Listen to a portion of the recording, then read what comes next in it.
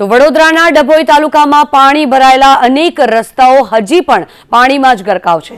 પ્રયાગપુરાથી કરાલીપુરાનો રસ્તો પાણીમાં જ ગરકાવ થયેલો છે, ત્યારે ડભોઈથી વાઘોડિયા જવાના રોડ પર પણ પાણી જ પાણી છવાયેલા છે। નદીના પાણી રોડ રસ્તાઓ પર ફરી વળ્યા છે, ત્યારે ખેતરોમાં પણ દરિયા જેવા દ્રશ્યો અહીંયા સર્જાયા છે। આ દ્રશ્યો જે આપ જોઈ રહ્યા છો, રોડ રસ્તા પરના આ દ્રશ્યો છે, ખેતરોના આ દ્રશ્યો છે કે જ્યાં પાણીનો પ્રવાહ સતત વહેતો થઈ રહ્યો છે।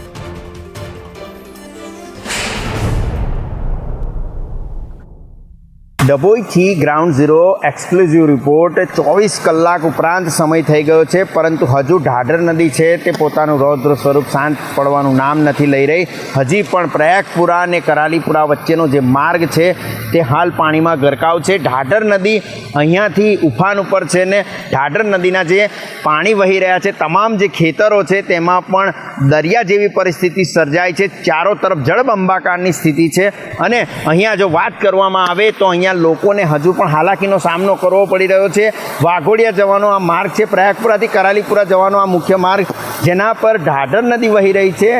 જે દ્રશ્યો આપ જોઈ રહ્યા છો, જાણે રોડ ઉપર આખી નદી વહી રહી હોય અને તેવા દ્રશ્યો સર્જાયા છે।